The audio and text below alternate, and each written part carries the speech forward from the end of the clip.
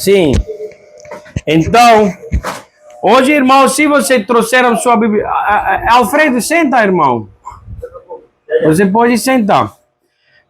Se você trouxeram a sua Bíblia hoje, você pode ir lá no Jonas, no livro de Jonas, você chama Jonás.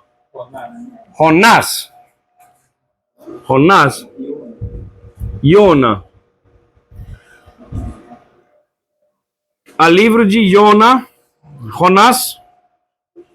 E também o livro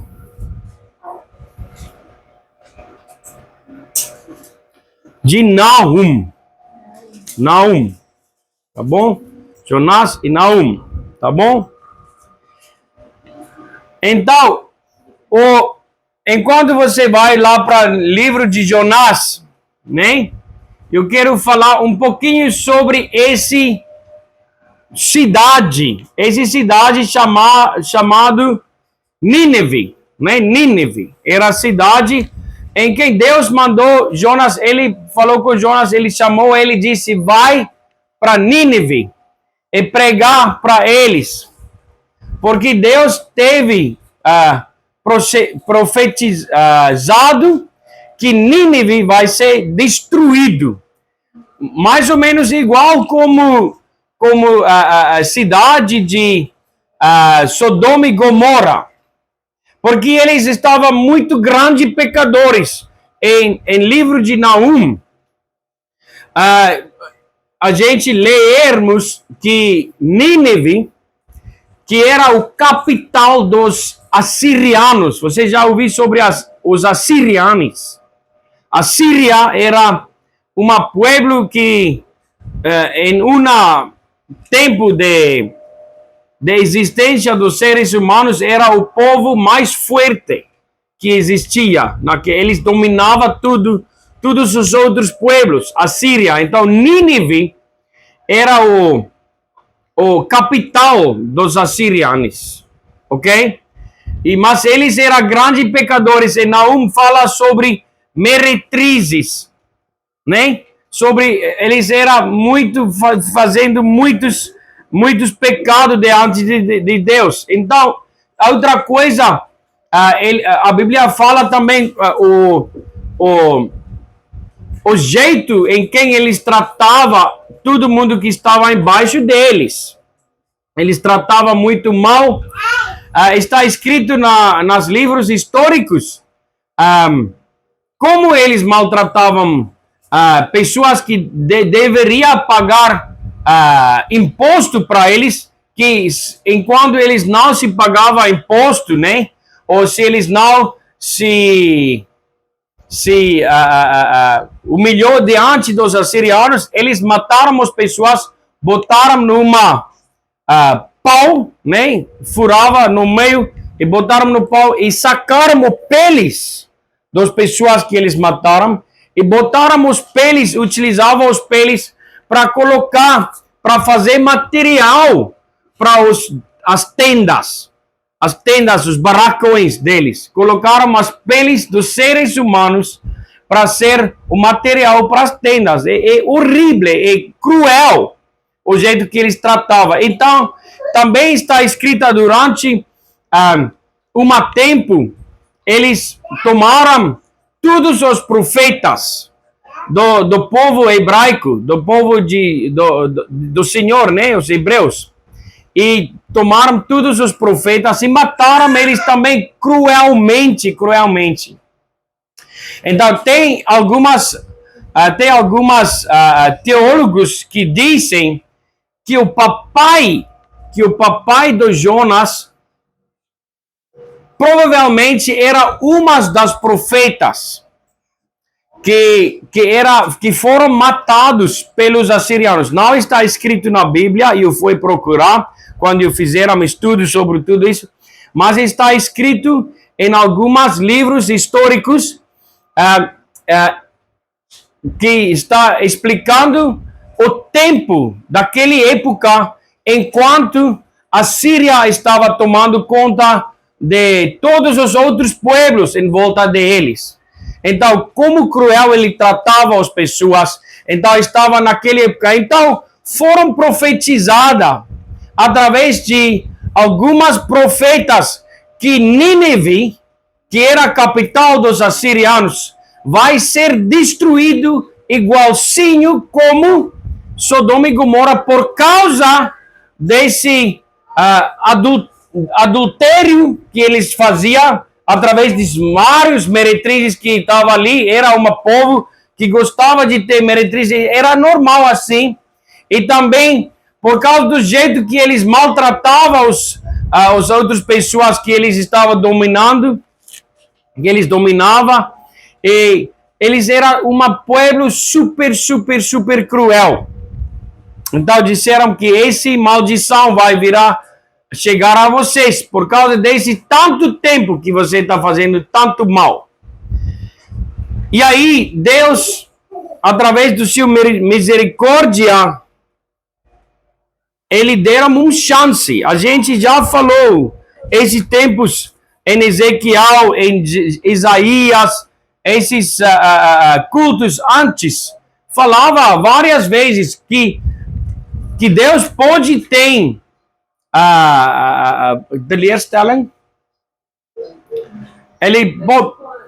ele pode ser triste, e essa tristeza pode virar em raiva, né? E ele pode destruir. Mas, mesmo assim, ele dá chances, e ele tem misericórdia e graça. E uma das atributos do Senhor é que ele quer que todo mundo seria salvo. Por isso ele dá chances, e chances, e chances, e chances. E mesma coisa como esse povo ninavita, eles não eram o povo do Senhor. Eles estavam maltratando o povo do Senhor. E ele mesmo diz: se você maltrata o meu povo, você vai ser destruído. E esse povo estava maltratando, perseguindo o povo do Senhor, os hebreus. E Deus disseram que eu vou te destruir. Mas ele pensava em sua grande misericórdia, eu vou dar para eles uma chance. Mas veja só, eu acabou de falar, alguns teólogos, eles falam que tem uma possibilidade que o papai do Jonas, que chamava Amitai, que era profeta, foram matados. No mesmo tempo que alguns outros profetas também eram matados, perseguidos, porque eles eram profetas que falavam contra Nínive. Então, o Jonas tem uma possibilidade que ele cresceu sem papai. Sem papai. E ele odiava todos os hebreus e todos os outros povos que estavam sendo dominados pelos ninivitas, os assirianos. Nem gostavam os assirianos, nem gostavam os ninivitas, porque eles estavam tratando muito cruel. Mataram os pais, mataram os homens fortes, e aí deixou as crianças crescerem sem pai na casa, né? Então, as crianças crescem assim, desse jeito, e esses ninivitas não prestam. Esses assirianos são cruéis. Eles não são nosso povo. Eu odeio ele. Mamãe fala: mira aquele cara lá, foi ele que matou seu pai, né? Tem uma possibilidade disso. Então, essa geração cresceu odiando os assirianos, odiando os ninivitas. Por quê? Porque eles foram maltratados pelos assirianos, maltratados pelos ninivitas. Era outro povo que acreditou em outras coisas, que serviram outros deuses, que fizeram coisas que eram contra a lei dos hebreus. Fizeram coisas muito malas. Então eles cresceram odiando eles. Então Jonas também nem gostavam os ninivitas. Nem gostavam, porque ele cresceu numa época onde ele estava dominando, maltratado por essas pessoas. Vamos ler em versículo 1. A palavra do Senhor veio a Jonas, filho de Amitai, dizendo: levanta-se, vá à grande cidade de Nínive e pregue contra ela, porque a sua maldade subiu até a minha presença. Jonás se levantou, mas para fugir da presença do Senhor, para Tarsis. Ele nem queria cumprir aquilo que Deus chamou ele para fazer. Por quê? Porque ele odiava aquele povo. Porque ele estava... A gente foi maltratado. Eu, meu pai, meu avô, tudo minha casa, tudo minha família, meus primos, meus sobrinhos, tudo foram maltratados. E agora eu tenho que pregar para eles. Eu conheço Deus. Se eu vou pregar para eles, tem possibilidade de que essas pessoas vão se tornar crentes. Eu não quero que eles se tornem crentes. Eles têm que morrer e têm que ir para o inferno. Isso era a atitude dele. Ele nem queria que a graça do Senhor e misericórdia do Senhor chegaram a eles. Por quê? Porque no fundo do coração dele ele estava odiando. Teve uma raiz de racismo.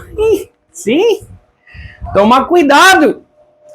Em nossa época e também na época de tudo tempos, tem coisas assim. Povos odiando outros povos, porque aquele povo fez isso comigo. Se maltratava na gente. É verdade. E aí se torna uma coisa entre os povos que chama, hoje em dia a gente pode chamar até racismo. Eu odio eles porque eles são diferentes do que nós.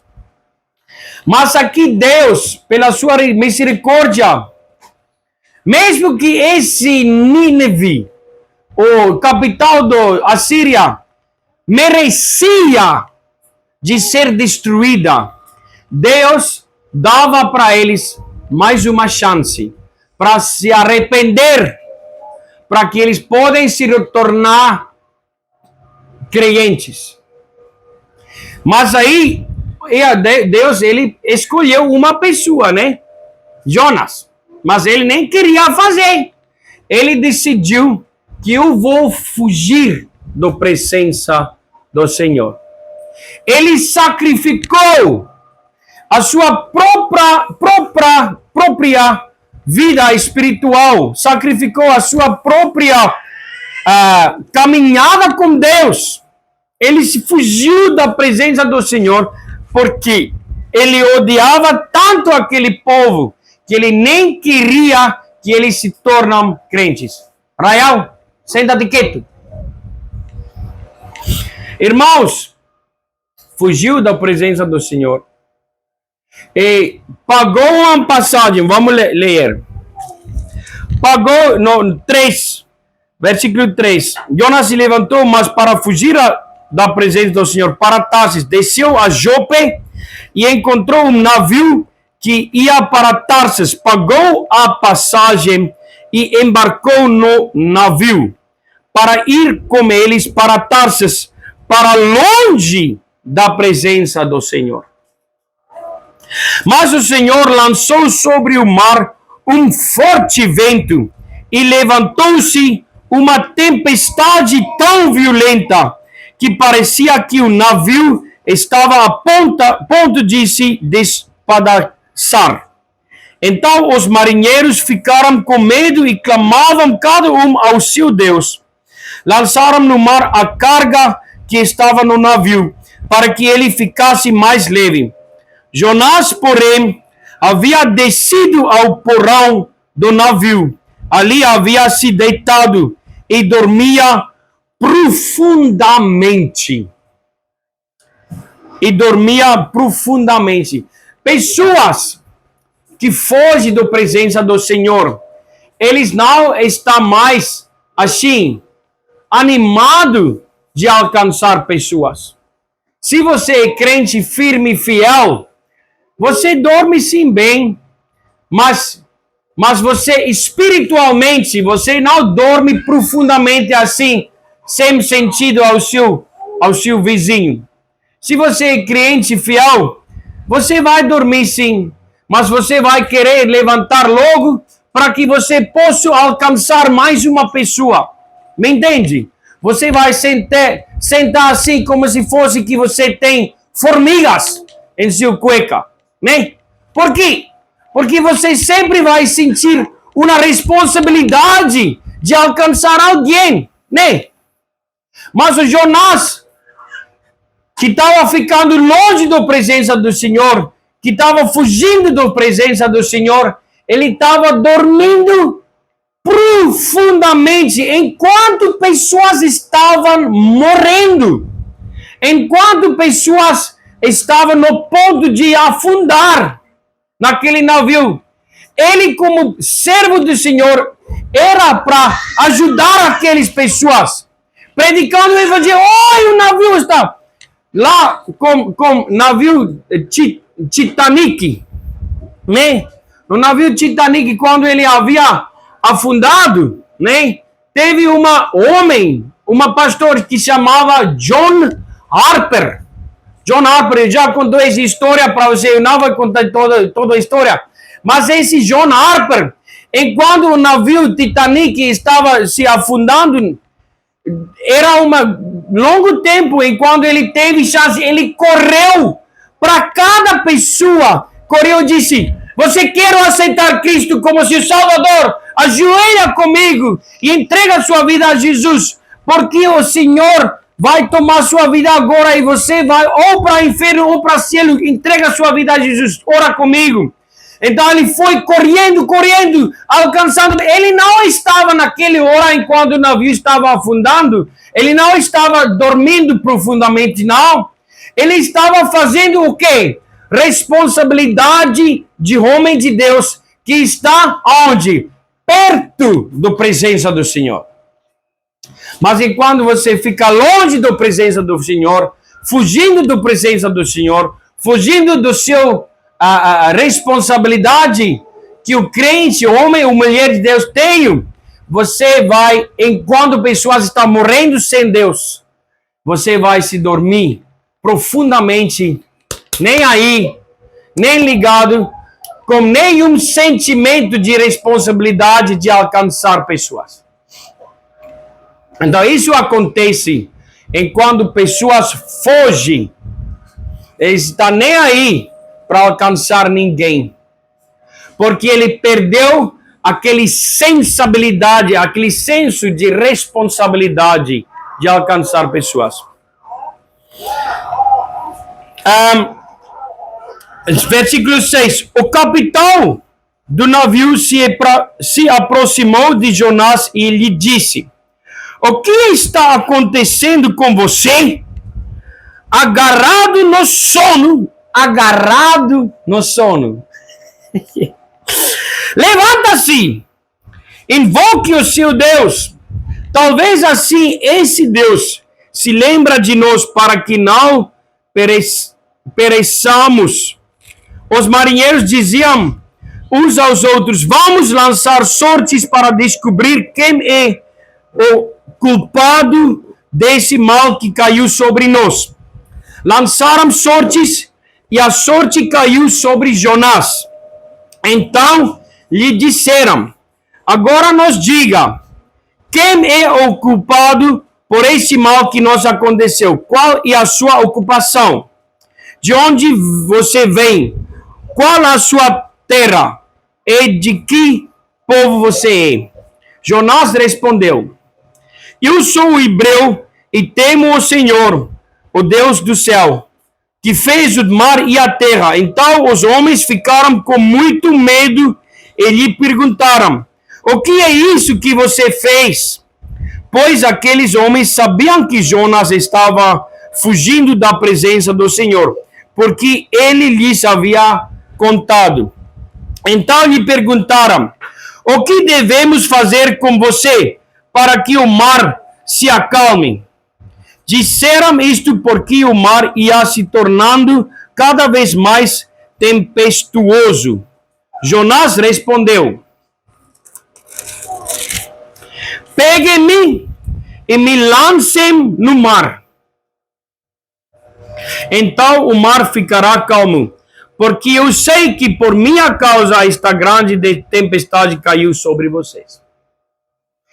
Irmãos, esse Jonás odiava aquele povo tanto. Ele nem queria que esse povo entregava as suas vidas a Deus. Ele odiava aquele povo tanto que ele estava pronto de fazer o quê? Suicídio, para que eles não podiam escutar a palavra do Senhor. Imagina tanto ódio uma pessoa pode ter contra alguém que fizera mal contra ti. Não, mas aquele cara roubou de mim. Ele comprou um terreno de mim e ele estava me devendo ainda 3 mil reais. Para 5 anos ele me deu. E cada dia ele enche o cara dele com cachaça. Eu espero que ele morra. Porque ele está me devendo 3 mil reais para aquele terreno. Ele já tem construído casa lá em cima, tudo. E ele não está nem aí para me pagar. Eu odeio ele. Espero que ele morra logo. Você já ouviu pessoas falando assim? Sim. Você odeia alguém tanto que você nem tem esperança para a alma dele. Se você é crente, você nunca pode perder esperança para qualquer ser humano que está vivo ainda. Nós não podemos perder nossa esperança para ser humanidade. Quando o cachorro está morrendo, você veja que o cachorro está morrendo, né? E se esse cachorro, seu cachorro que você criava, o que você vai fazer? Você vai dar remédio para ele, para que ele pode ficar vivo. Mas vai chegar um ponto onde esse cachorro vai ficar tão fraco, né? Aí você vai fazer o quê? Você vai chamar o veterinário para que ele faça, como chama? O morto de, como chama? Misericórdia. Como chama, né? Ou você vai pegar seu arma e vai matar o seu próprio cachorro. A gente morava numa fazenda quando eu era criança. A gente teve um cachorro, uma pequena perro, e aí ele ficava doente. Uma cobra mordeu ele, ficava assim, mas não teve esperança para ele, porque a cobra era muito, muito venenosa. E meu papai disse que ele vai matar para dar misericórdia para esse cachorro que estava sofrendo. Mas isso é cachorro, irmãos. Como ser humano, enquanto o ser humano vive, nós não podemos levar o pessoa lá para o hospital e diz para o médico, oi, dá para ele uma injeção para que ele morra logo. Porque a gente não tem... Não, isso não existe, não. Irmãos, enquanto o homem vive, nós temos que fazer tudo em nosso alcance para que a gente possa salvá-lo, mas não somente fisicamente salvar aquele pessoa, mas espiritualmente, porque mesmo se essa pessoa sendo salvo fisicamente, se ele nem entregar a sua vida ao Deus, ele acabou sendo para o inferno, né? Então, nós não podemos perder nossa esperança para ser humanidade. Mas esse Jonas, ele estava pronto de morrer. Porque ele teve tanta raiva, tanto ódio no coração contra aquele povo assiriano, que ele nem queria que eles sejam salvos. Ele estava até pronto, até listo de sacrificar, não somente, escuta, no início da pregação eu disse, ele estava pronto de sacrificar o caminhado dele, o relacionamento dele com Deus, estava pronto de sacrificar o relacionamento com Deus para que ele não possa alcançar aquele povo. Tu lembra? Mas agora, ele não está somente pronto para sacrificar o caminhada com Deus, ele está pronto de sacrificar a sua própria vida. Quem estava pronto de sacrificar a sua vida para um povo para que eles podem ser salvos? Eu já preguei. Jesus, mas um ser humano Moisés, tu lembra? Tu lembra Moisés? Quando Deus falava que eu vou destruir esse povo, né? Lá no Êxodo 32, o Moisés disse, ele intercedeu para o povo e disse, Senhor, não assim. Mesmo se o Senhor tira o meu nome do livro que você escreveu, mas não mata esse povo, não acaba com esse povo, dá-lhes uma chance mais. Ele estava pronto para perder a sua vida e sua alma até, para que outras pessoas podem ser, o quê? Salvos.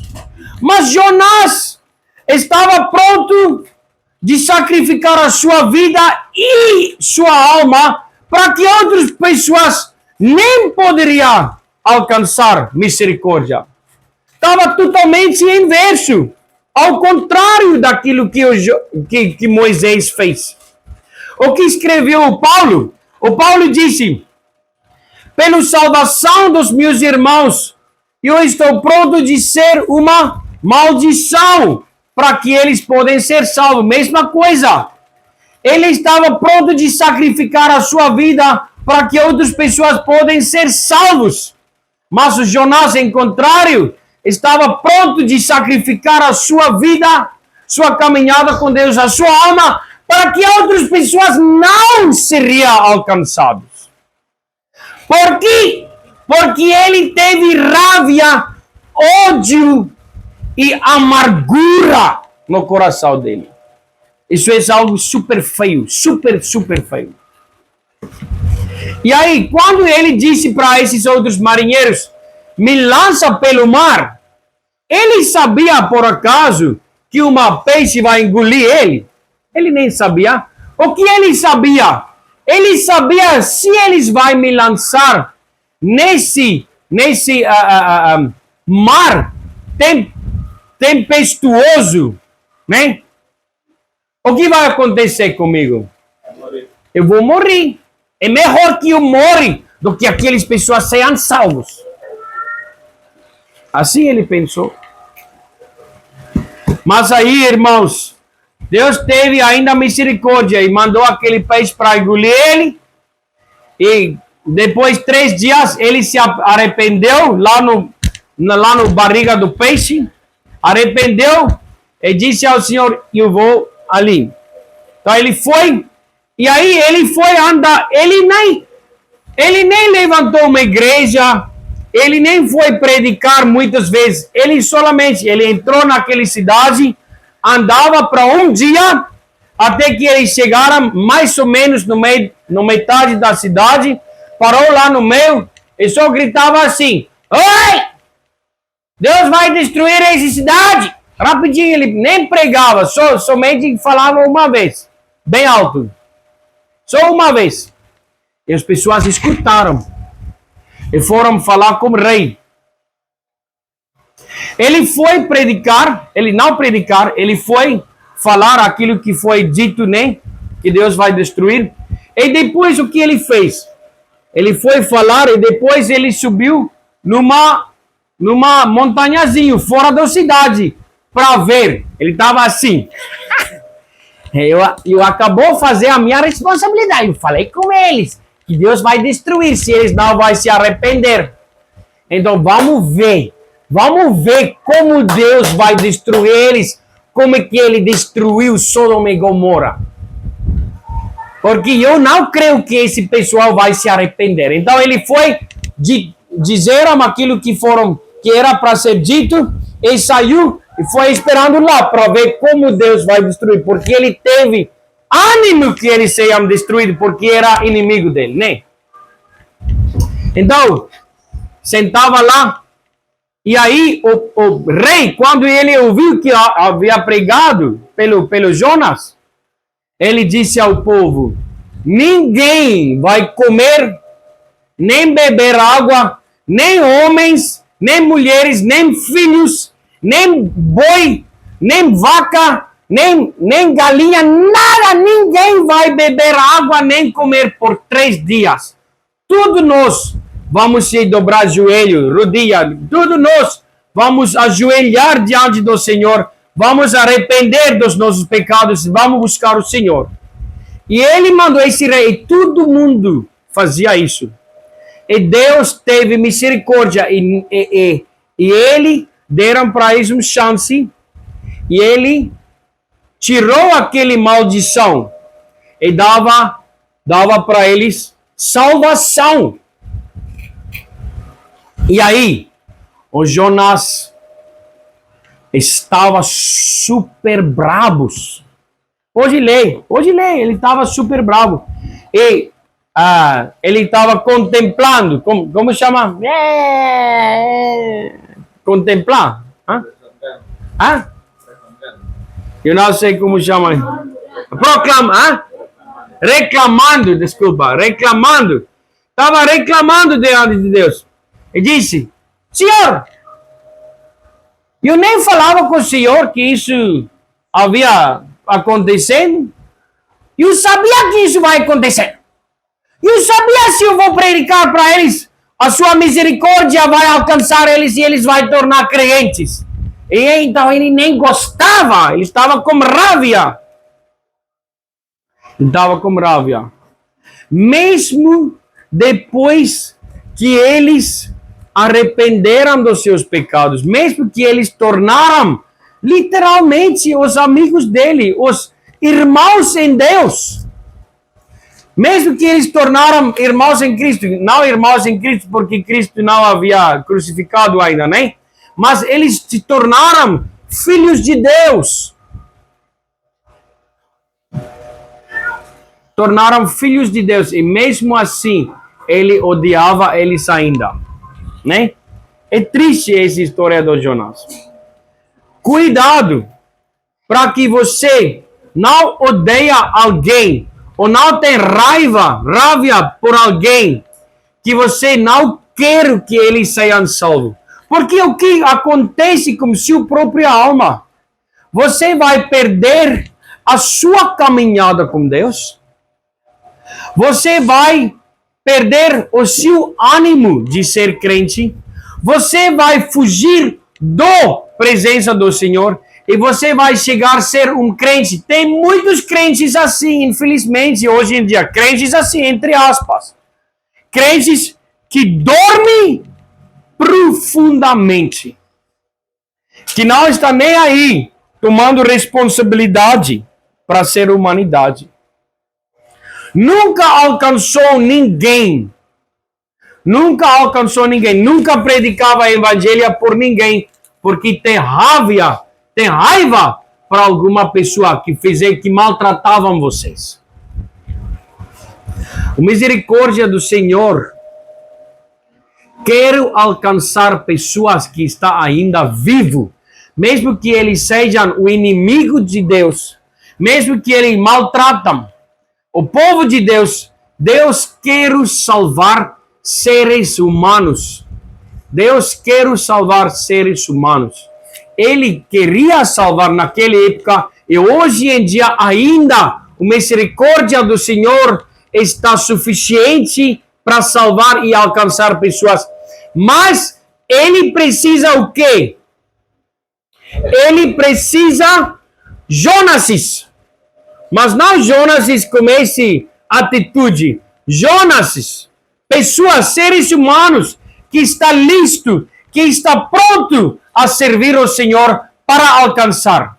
Será que Jesus mesmo está aqui para alcançar as pessoas? Não. Ele não está aqui. Ele estava aqui enquanto ele estava na terra. Mas ele não está aqui mais. Ele precisa nós para fazer essa responsabilidade. Amém? Então, eu vou ler aí. O Deus, né? Quando Deus fala profetizar alguma coisa, irmãos, quando Deus profetizar alguma coisa, ele pode dar uma pausa. Você sabe o que é pausa? Ele pode dar uma pausa, tempo, né? Porque depois que eles se arrependeram, né? Deus, ele falava, ok, eu não vai destruir, mas a palavra do Senhor vai ser cumprida. Então eu falei contigo, nós vamos ler em Naum. Naum.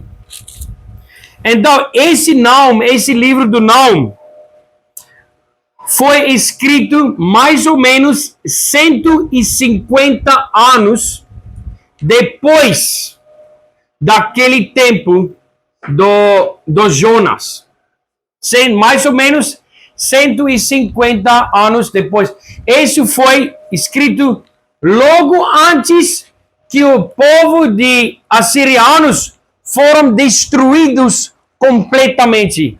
Esses assirianos eram o povo, eu já falei com vocês, mais poderoso naquela época. Eles dominavam todos os outros povos e reinos.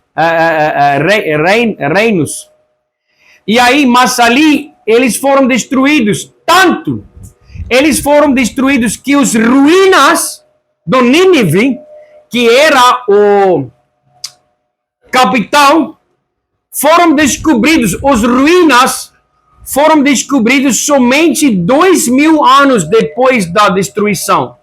Estava assim, literalmente, embaixo de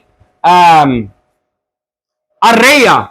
Depois que essas cidades foram destruídas, Deus mandou tipo esse tempestade de areia. Você já viu no deserto tem esse tempestade de areia que vem uma onda, parece uma onda de areia que cobre tudo que está delante dele.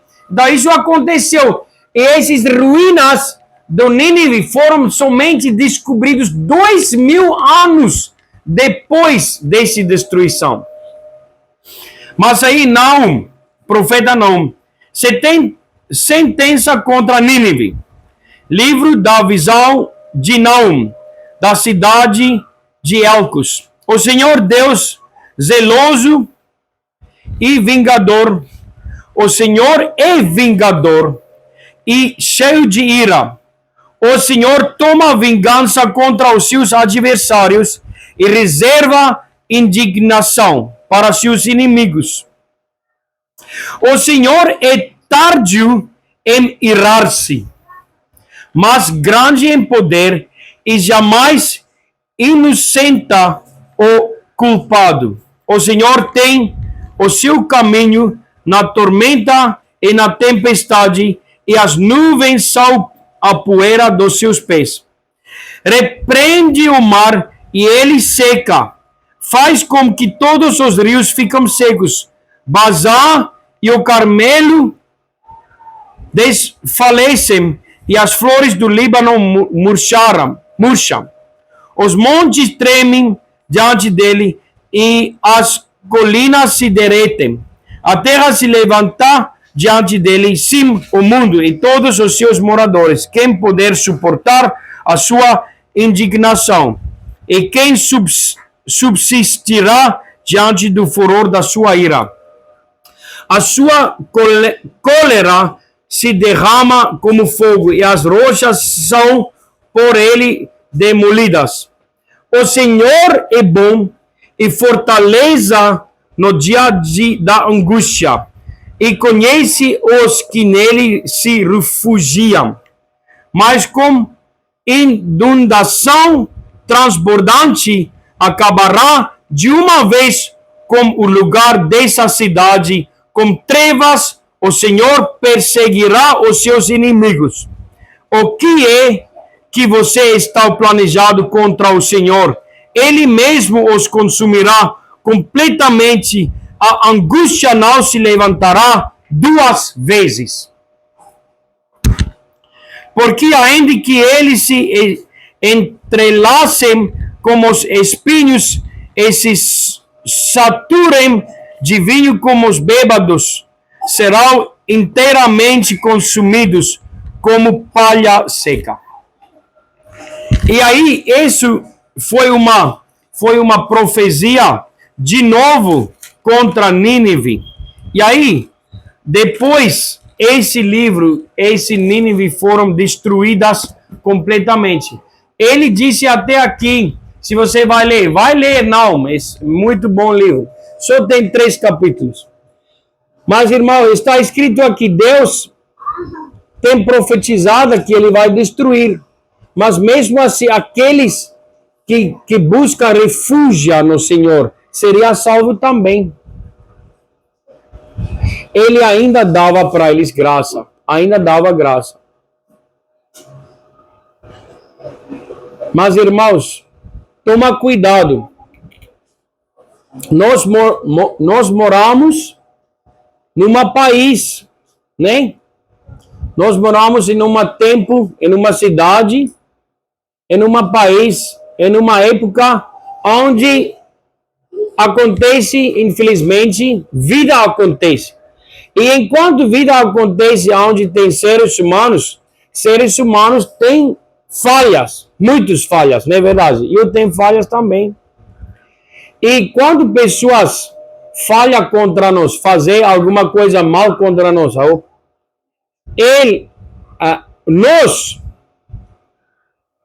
nós podemos ficar com raiva contra alguém. Nós podemos ficar chato contra alguém, pode ficar com amargura contra alguém. É com ódio em nossos corações.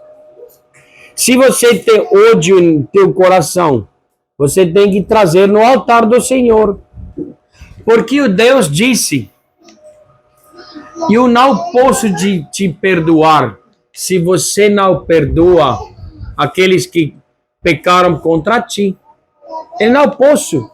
Ele não tem como, Deus não tem como de perdoar alguém se aquele pessoa não vai perdoar aqueles que pecaram contra eles.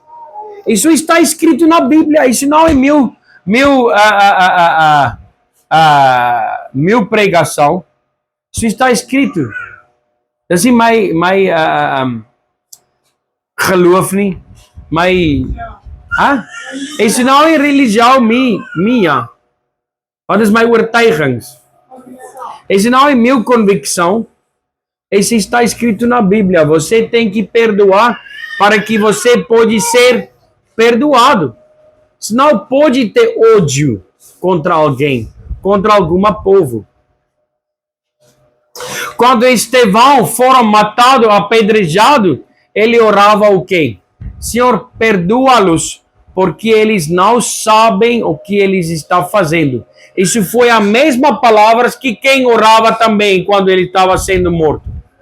E era a própria palavra que Jesus havia orando. Irmãos, nós não podemos ter ódio em nossos corações contra alguém. E especialmente enquanto Deus quer alcançar alguém. Não, mas Deus, aquelas pessoas, eles mataram o meu pai, eles fizeram aquilo. Antigamente, desde 200 anos atrás, desde 300 anos atrás, eles estavam perseguindo o nosso povo, estavam matando fazendeiros ali. Eles estavam fazendo tanto mal. Esse povo é totalmente povo demoniado. Como chama pessoas que não servem ao Senhor? Paganos. Esse é um povo pagano. Eles são filhos do diabo, eles são demoniados. Eles não têm esperança para eles não prestam. Nunca vai mudar. Eu tenho um amigo que ontem ele me ligou. Ele está casado para 1 ano e 5 meses. 1 ano e 5 meses. A esposa dele ficaram chato e fizeram uma coisa mal, jogava ele como uma coisa e ele ficava bravo. Ela estava chato, ela estava bravo, ela jogou ele como uma coisa lá dentro da casa e ele nem bateu nela, ele pegou ela assim nos braços dela e disse: você não vai fazer isso comigo, né? Mas ele é grande, ele é forte. E aí, essa mulher foi para uma psicólogo. E esse psicólogo disseram para ela: não há esperança, esse cara nunca vai mudar. Ele vai ficar nesse jeito, logo ele vai começar a te bater. Então você para com ele. esse pessoa não deveria ser uma conselheiro, uma psicólogo. Esse tipo de psicólogo não presta. Ele não presta. Tem esperança para ele, né? Ele pode ser crente, né? Amém. Amém. Mas, irmãos, se você é psicólogo ou conselheiro, você sempre tem que ter o quê? Esperança. Sempre tem que ter esperança. E esse conselho foi dado para aquela menina. E o que aquela menina fez? Ela foi para uma advogado e pediu papéis para que ela se pode separar. Então, ontem, ela foi levar esses papéis para meu amigo. Ele levou e disse, nós estamos separados já era. Porque não há esperança para você. Esse menino tem 24 anos de idade. Ele é jovem. Será que nós fazemos erros em nossos casamentos? Sim. E não está justificando que você pega a sua esposa, não. Pode não. Não pode machucar a sua esposa, mesmo que ela fique chata como a ávia. Né? Chama-me e eu venho a castigar. Tá brincando. Irmãos, sinceramente, nós não podemos perder esperança para ninguém. Mesmo que alguém está no cadeia, mesmo que alguém matou alguém, sim, a gente tem que fazer aquilo que está justo. Mas nós não, ainda que alguém está vivo, nós temos que ter esperança para aquele alma. Mesmo que alguém fizeram alguma coisa muito mal contra vocês. Deve ser alguém em sua família. Pode ser alguém em sua família. Uma papai, ou uma titio, ou uma vovó, que fizeram alguma coisa muito mal contra ti. Pode ser alguma coisa espiritualmente, emocionalmente, ou até alguma coisa fisicamente, que alguém em sua família poderia fazer contra ti. Pode ser alguém que já está morto, que fazia algo contra ti, mas ainda você está carregando alguma coisa em seu coração contra aquela pessoa ou contra aquelas pessoas. Quem vai sofrer? Quem vai sofrer se eles vai carregar ódio ou raiva ou amargura? Quem vai sofrer? Aquela pessoa que já está 6 metros embaixo da terra. 6 pés, não 6 metros. Será que eles vão sofrer? Não. Será que o pessoa que está vivo ainda, que está nem aí, nem pensando em você, que fazia mal, será que eles vão sofrer se você ter raiva contra eles? Não. Quem vai sofrer? Você vai sofrer. Porque você vai estar longe da presença do Senhor. Porque você está dormindo profundamente. Nem aí para ter esperança mais. Então chega ao cruz do Calvário, chega até o cruz do Calvário, chega até ali no altar, onde você pode abrir teu coração diante do Senhor e dizer, Senhor, eu quero acabar com essa coisa que eu estou carregando tanto tempo na minha vida. Eu quero trazer para si, Senhor. Eu quero acabar com essa tristeza que somente eu estou carregando. Eu quero perdoar. Eu quero amar. Eu quero dar, Senhor, dá para mim graça para que eu possa perdoar aquela pessoa, para que aquela pessoa pode receber salvação. Quem estava proibindo os ninavitas sendo salvos? Quem estava proibindo eles? Jonas. Jonas estava o stumbling block, o como chama? Bloqueando. Ele era a pedra de tropeço. Ele era. Dá cuidado que você não seja o bloqueio para alguém pode ser alcançado por Deus. Tá bom? Amém. Vamos orar. Senhor, obrigado pelo esse dia. Obrigado pela tua misericórdia. É a sua